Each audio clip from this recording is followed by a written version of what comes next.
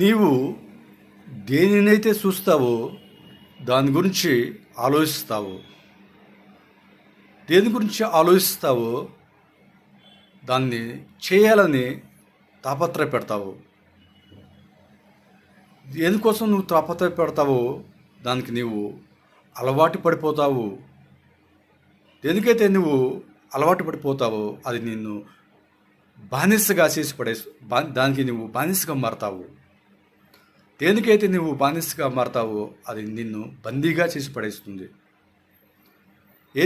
దేనికైతే నీవు బంధించబడ్డావో అది నిన్ను నరకానికి విడుచుకొని వెళ్తుంది.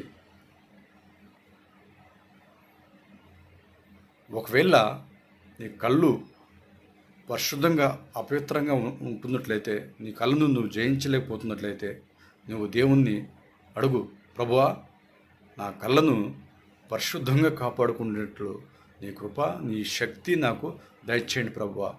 చూడండి, నువ్వు చివరికి బంధించబడ్డావు, ఒక బందీగా దానికి తయారైపోవు అంటే దానికి దీని అంతటి కారణం ఏంటండి? చూపులను నువ్వు కంట్రోల్లో పెట్టుకోగలిగితే నీ జీవితాన్ని నువ్వు ఒక ఉన్నత స్థాయిలో పెట్టుకుంటావు. ఏబు ఒక నిబంధన చేస్తున్నాడండి కళ్ళతో. ఏ నిబంధన?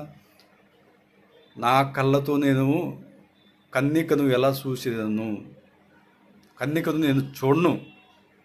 అంటే ఈ భూమి మీద బ్రతికేంత కాలం నేను స్త్రీ వైపు కన్నిక వైపు చూడను అని ఒక నిబంధన పెట్టుకున్నాడండి. దాని ప్రకారంగా జీవించాడు.